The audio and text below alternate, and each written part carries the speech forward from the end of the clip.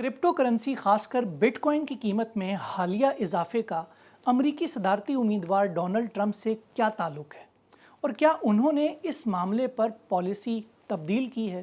سابق امریکی صدر ڈونلڈ ٹرمپ کچھ دن پہلے تک کرپٹو کرنسیوں کے خلاف تھے۔ وہ انہیں تباہی کا منتظر ایک سکینڈل مانتے تھے، لیکن اب وہ کرپٹو آرمی بنانے کا دعویٰ کر رہے ہیں۔ This afternoon I'm laying out my plan to ensure that the United States will be the crypto capital of the planet and the Bitcoin superpower of the world, and we'll get it done.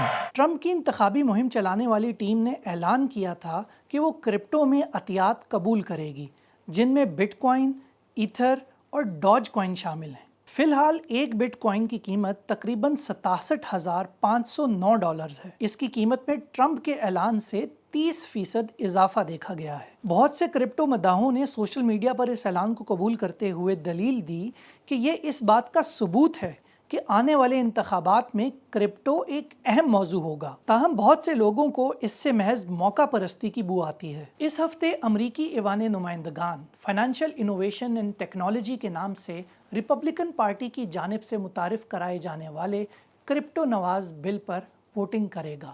مٹھی بھر democrats نے بل کی حمایت کا اشارہ دیا ہے، جبکہ وائٹ ہاؤس اس بل کی مخالفت کرتا ہے، لیکن سینٹ میں اس بل کی منظوری کا راستہ مشکل ہے۔